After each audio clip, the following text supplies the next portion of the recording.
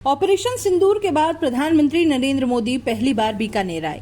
जिला मुख्यालय से 22 किलोमीटर दूर देशनोक के पलाना में हुई सभा में मोदी करीब 40 मिनट बोले। उन्होंने साफ कर दिया कि पाकिस्तान की हर हरकत का करारा जवाब दिया जाएगा। भारतीयों की जान से खेलने वालों को कतई बर्दाश्त नहीं किया जाएगा। एटम बम की गीदड़ भभकियों से भारत डरने वाला नहीं है। हिंदुस्तान का लहू बहाने वालों को कतरे कतरे का हिसाब चुकाना पड़ेगा। इससे पहले गुरुवार को प्रधानमंत्री मोदी ने पाकिस्तान की सीमा के नजदीक देशनोक से देश के 103 रेलवे स्टेशनों का उद्घाटन किया। बीकानेर बांद्रा ट्रेन को हरी झंडी दिखाई। इसके साथ ही 26 करोड़ रुपए के अन्य विकास कार्यों का शिलान्यास और उद्घाटन भी किया।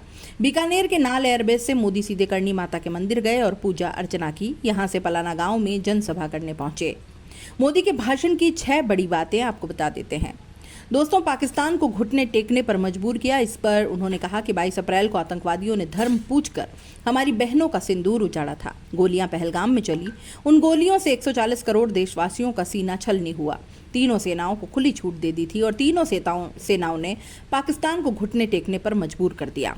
दूसरा, उन्होंने कहा कि पहलगाम हमले के जवाब में हमने 22 मिनट में आतंकियों के 9 सबसे बड़े ठिकाने तबाह किए।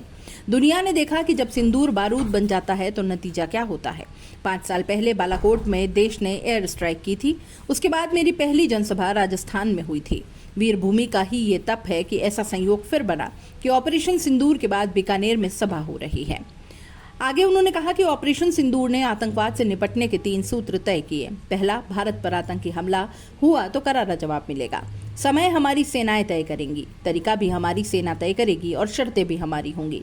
दूसरा, एटम बम की गीदड़ भभकियों से भारत डरने वाला नहीं है। तीसरा, हम आतंक के आकाओं और आतंक की सरपरस्त सरकार को अलग अलग नहीं देखेंगे, उन्हें एक ही मानेंगे।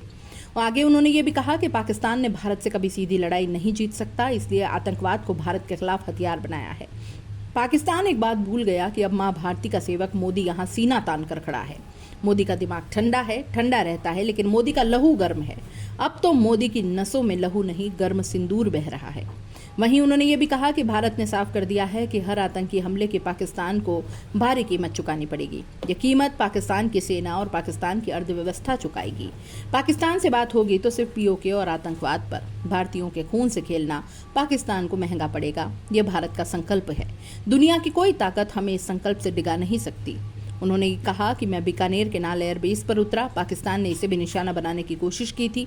वो इस एयरबेस को रत्ती भर नुकसान नहीं पहुंचा पाया। यहाँ से कुछ दूरी पर पाकिस्तान का रहमियार खान एयरबेस है। वो आईसीयू में पड़ा है। विकसित भारत के लिए सुरक्षा और समृद्धि दोनों जरूरी हैं।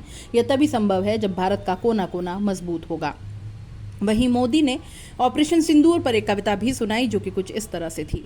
जो सिंदूर मिटाने निकले थे उन्हें मिट्टी में मिलाया है। जो हिंदुस्तान का लहू बहाते थे आज कतरे कतरे का हिसाब चुकाया है। जो सोचते थे भारत चुप रहेगा आज वो घरों में डूब डूब कर पड़े हैं। जो अपने हथियारों पर घमंड करते थे आज वो मलबे के ढेर में दबे हैं। ये शोध प्रतिशोध का खेल नहीं, ये न्याय का नया स्वरूप है। ये ऑपरेशन सिंदूर है। ये सिर्फ आक्रोश नहीं, ये समर्थ भारत का रौद्र रूप है। ये भारत का नया स्वरूप है। पहले घर में घुसकर किया था वार, अब सीधे सीना पर किया प्रहार है। आतंक का फन कुचलने की यही नीति है, यही रीति है, यही भारत है, नया भारत है।